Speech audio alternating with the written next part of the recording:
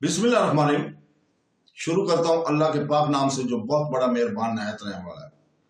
दोस्तों, बहनों, भाइयों, बुजुर्गों, सुल्तान महमूद गजनवी की किस्त नंबर 22 में हम आपको खुशामदीद कहते हैं और इस किस्त में हम बयान करेंगे सुल्तान महमूद गजनवी की फतह। तो दोस्तों, किताब में मौरख लिखता है कि दुश्मनों ने अपने सफों के फौरन तरतीब दिया और सुल्तान महमूद गजनवी की इमामगाह पर हमला कर दिया। यही महमूद चाहता था। वैशी गक्खड़ हाथों में नेज़े भाले उठाए जमागाह के बैल गहरी खंदक को पार करके हमला आवर हुए और मुसलमानों को नुकसान पहुंचाया। करीब था कि मुसलमानों के पांव उखेड़ देते, मगर सुल्तान महमूद की बरवक्त हैरान कुन कार्रवाई ने दुश्मन का हमला पसपा कर दिया। आनंदपाल हाथी पर सवार अपने लश्कर को उभार रहा था, मगर अचानक जख्मी हो गया। दुश्मन के हाथी तीरों की बिछाड़ और बर्दाश्त न करते हुए भागने लगे। उधर सुल्तान महमूद ने हमले का दबाव जारी रखा और दुश्मन भागने लगा।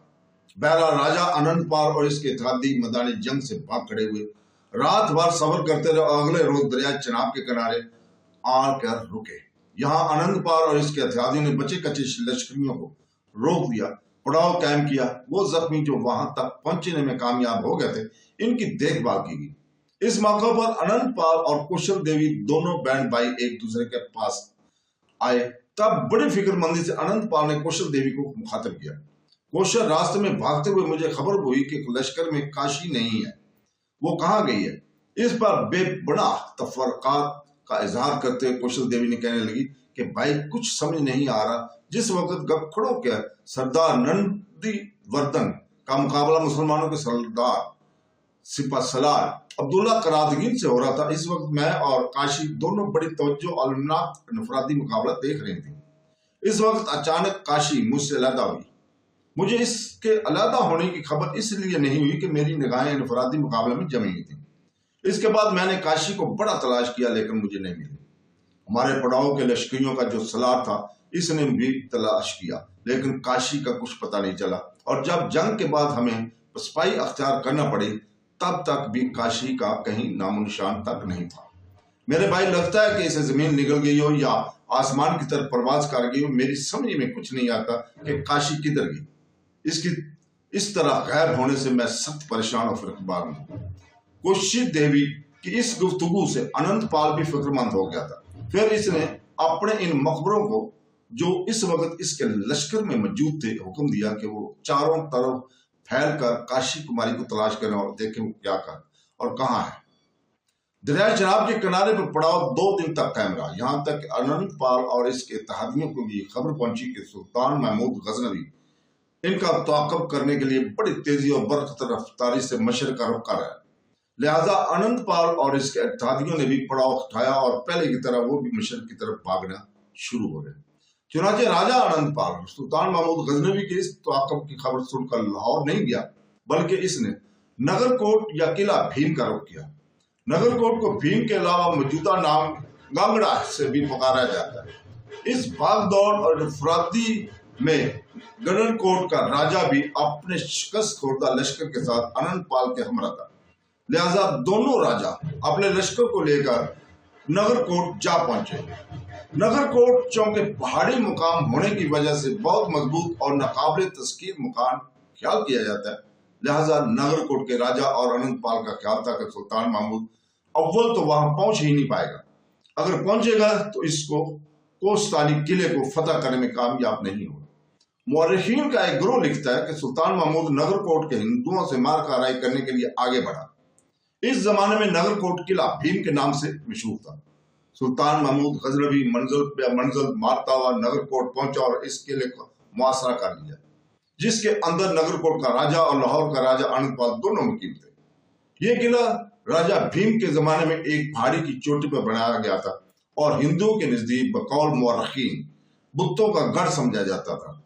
मुअर्रिखीन भी ये लिखते हैं कि गर्दोबेश के तमाम राजा नवाब का इकसाम की अला दर्जे की अशिया बतौर नजराना वहां भेजते थे और अपने इस फेल को करीब खुदाबंदी का एक बहुत बड़ा वसीला तस्वर करते थे।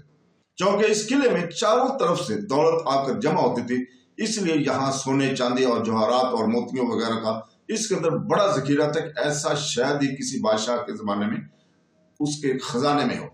مورخین مزید لکھیں یہ قلعہ بڑے جنگجو اور بہادر لشکر کی آماجگاہ نہیں تھا، جہاں کے زیادہ تر مکین، برمن اور مندر کے پجاری تھے۔ اس لیے سلطان محمود کے عظیم اور شان لشکر کا روب داب ان لوگوں پر اس قدر ہوا کہ وہ سخت ہراساں ہو گئے۔ اس کا نتیجہ یہ ہوا کہ محاصرے کے تیسرے روز انہوں نے قلعے کا دروازہ کھول دیا اور سلطان کی خدمت میں حاضر ہو کر جان کی امان مانگی۔ سلطان نے درخواست قبول کی اور ان کی جان بخشی کی، خود اپنے چند عمائدین کو لے کر اندر داخل ہو گیا۔ اس قلعے سے سلطان نے بہت سی دولت حاصل کی، 7 کروڑ نقد، 700 من سونے اور چاندی کے زیورات اور 200 من خالص سونا، 2000 من خالص چاندی اور 20 من انواع قسم کے جواہرات، اور جو راجہ بھیم کے زمانے میں اس مندر میں جمع ہو رہے تھے، محمود کی ملکیت بن گئے۔ اسی نگر کوٹ سے متعلق مورخین کا دوسرا گروہ کہتا ہے کہ سلطان محمود غزنوی دریائے چناب کو عبور کرنے کے بعد سودرا، وہاں سے سیالکوٹ، وہاں سے کٹواہا پہنچے اور مادھو پور کے راستے سے ہوتا ہوا نگر کوٹ یعنی بھیم نگر یا گانگڑا پہنچا اور فوراً قلعے کا محاصرہ کر لیا۔ قلعہ ایک پہاڑی پر واقع تھا۔ مندر کے پنڈتوں نے اور وہاں کے حکمرانوں نے محمود کو لالچ دیا، مگر محمود نے محاصرہ تنگ کر دیا۔ تاریخی روایات کے مطابق یہاں کا مندر مہابھارت کی جنگ کا مشہور ہندو ہیرو بھیشم کے زمانے سے قائم تھا۔ چند مورخین نے اسے مہابھائیا دیوی کا بت بتایا ہے۔ بھیم نگر کا نام دیوی بھیما کے نام پر بھی ہو سکتا ہے، جو دیوتا مہادیو کی پتنی تھی۔ مہامایا بھی اسی دیوی کا ایک نام تھا۔ مورخین کا یہ گروہ مزید لکھتا ہے کہ اس مندر اور شہر سے محمود کو بے شمار مال، غنیمت اور تاوان موصول ہوا تھا۔ 7 کروڑ نقد دینار، 700 من سونے اور چاندی کے ظروف اور 200 من خالص سونا اور 2000 من چاندی اور بے شمار ہیرے اور جواہرات کے علاوہ ایک خالص چاندی کا بے شمار خیمہ بھی ملا، جس کی لمبائی چوڑائی 40 اور 20 گز تھی۔ اس کی 24 سونے اور چاندی کی تھی چوبیں۔ خالص چاندی کا ایک گھر بھی قبضے میں آیا، جس کی لمبائی چوڑائی 30 اور 15 گز تھی۔ اس گھر کے ٹکڑے کیے جا سکتے تھے، جنہیں گھر بنانے کے لیے جوڑا جا سکتا تھا۔ پجاریوں اور پنڈتوں کے بقول یہ تمام دولت بھیشم کے ہی زمانے سے مندر میں جمع ہو رہی تھی۔ سلطان محمود کو اس سے بے شمار دولت کو لے جانے کے لیے بے شمار اونٹ، ہاتھی اور برادری کے جانور جمع کرنا پڑے۔ سلطان محمود نے معمول کی طرح مندر میں موجود عورتوں کو آزاد کر دیا۔ دراصل ایسے مندر پجاریوں اور پنڈتوں کی عیاشیوں کے اڈے تھے۔ راجہ اور عمرہ خوبصورت لڑکیاں مندر کے خدمت کے لیے بھیجا کرتے تھے۔ نگر کوٹ کی فتح کے بعد جو حالات پیش آئے، اس کے متعلق مورخین کے 2 گروہ ہیں۔ کیونکہ سلطان محمود غزنوی نے نگر کوٹ فتح کر لیا تھا، لہذا نگر کوٹ کا راجہ بھی اپنی جان بچا کر بھاگ گیا تھا۔ اس سلسلے میں مورخین کا پہلا گروہ یہ کہتا ہے کہ سلطان محمود غزنوی ابھی نگر کوٹ میں ہی مقیم تھا کہ اننت پال نے جو پہاڑوں کے اندر چھپا ہوا تھا پیغام بھیجا کہ جس طرح آپ نے اس سے پہلے بھی بار بار ہماری اور میرے باپ کی خطائیں معاف کی ہیں، ایک مرتبہ میری گستاخی سے درگزر فرمائیں۔ میں وعدہ کرتا ہوں کہ آپ شرائط فرما برداری سے بجا لانے میں اور سالانہ زر خراج ادا کرنے میں کوئی کوتاہی محل میں نہ آئے گی۔ اس کے علاوہ نگر کوٹ کے راجہ نے بھی اسی طرح معافی کی درخواست کی اور برمنوں کی سازش اور کوشش اماؤ جنگ سے ہو جانے پر اظہار شرمندگی اور ملال کیا۔ مورخین مزید لکھتے ہیں کہ سلطان نے اسی درخواست کو بلا تامل منظور کر لیا، کیونکہ سلطان کو معلوم ہو چکا تھا کہ برمنوں اور پنڈتوں کی کوششوں یہ ہنگامہ برپا کرانے اور ہندوستان والوں کو دلوں میں نفرت اور عداوت پیدا کرنے کی کوشش کی ہے، لہذا اس نے معافی اور اس کا اعلان عام کر دیا۔ جو ہندو ہمارے لشکر میں ملازم ہونا چاہے وہ خوشی سے لشکر میں شامل ہو سکتے ہیں، ہم ان کو مثل مسلمانوں کو تمام حقوق عطا کریں گے۔ چونکہ پشاور کی شکست عام لوگوں کے دلوں میں ایک زبردست مایوسی پیدا کر دیتی، لہذا دریائے سندھ کو عبور کرنے سے پہلے مختلف مقامات سے آ کر 10,000 ہندو جنگجو سلطان محمود غزنوی کے لشکر میں شامل ہو گئے، اور سلطان نے انہی میں سے ایک ہندو کو سپہ سالاری کا عہدہ دے کر ان 10,000 ہندوؤں کو ایک علیحدہ لشکر کی شکل دے دی تھی۔ ہندوؤں کے اس لشکر کے قائم ہونے سے سلطان کا مدعا یہ تھا کہ اس نفرت کو جو ہندوؤں کے دلوں میں سلطنت غزنی کے طرف سے قائم ہوئی تھی دور کر دیا جائے، اور اس بات کا یقین دلایا جائے کہ ہندوؤں پر नज्जुब भी इत्माद कर सकते हैं। इसके अलावा ये मौरख मजीद लिखता है कि इससे ये भी साबित होता है कि सुल्तान ने अनंतपाल वगैरह से ये फरमाइश की होगी कि तुम हमारे लश्कर में हिंदुओं को भर्ती करवा दो। अनंतपाल और नगरकोट के राजा ने 10,000 सवारों को लश्कर सुल्तान के लश्कर में भर्ती करवाया और बहरहाल सुल्तान महमूद गजनवी के लश्कर में हिंदू शामिल हुए और इनकी तादाद बराबर सुल्तानी लश्कर में तरक्की करती रही। इस वाक़े का नक्शा खींचते हुए मौरखीन मजीद लिखते हैं कि इसके बाद सुल्तान ने गजनी की तरफ कुछ किया। सुल्तान ने गजनी की तरफ जाते हुए ना किसी शहर को लूटा और ना किसी को जबरदस्ती पकड़कर मुसलमान बनाया, ना किसी को गिरफ्तार कर गुलाम किया, बल्कि नहायत अमन व अमान और खामोशी के साथ पेशावर, जमरूद और खैबर के रास्ते गजनी की तरफ चला गया।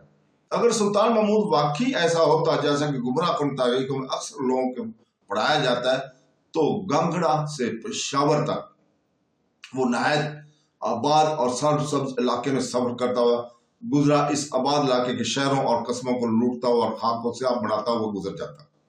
खून की नदियां बहाकर पंजाब के दरियाओं का पानी सुर्ख कर देता।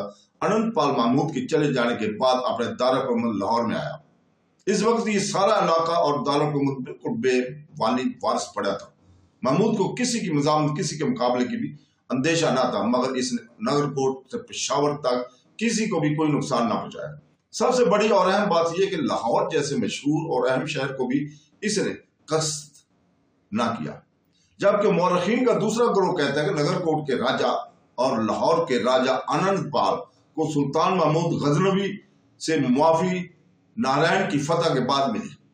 जहां तक नारायण की तलक है तो इसके महल रुकू से मुतल्लिक मौरखीन में इख्तलाफ पाया जाता है। बेशतर मौरखीन ने नारायण या नारवीन का जिक्र किया। इन मौरखीन ने नारदीन के हिंदुस्तान के काफी अंदर बताया, मगर इसका नाम का मकाम गुजरात काड़ियावाड़ी के इलाके में था, जो गजनी से बहुत दूर था। इसे वाड़ा या हनरवाला भी कहा जाता है।